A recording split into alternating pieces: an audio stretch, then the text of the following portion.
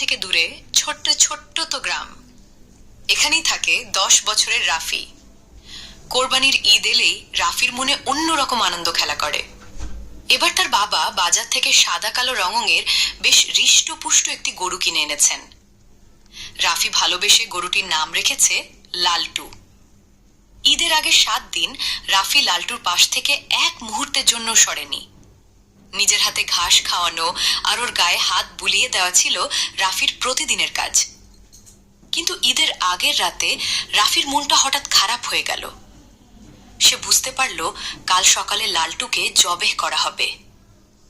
প্রিয় বন্ধুর বিচ্ছেদের ব্যথায় রাফি ফুপিয়ে কাঁদতে লাগলো।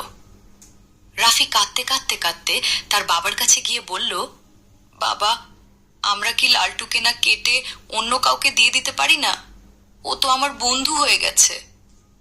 বাবা রাফিকে কাছে বসিয়ে শান্ত গলায় বললেন, রাফি, কোরবানি মানে শুধু পশু জবেহ করা নয়, এর আসল নাম হলো ত্যাগ।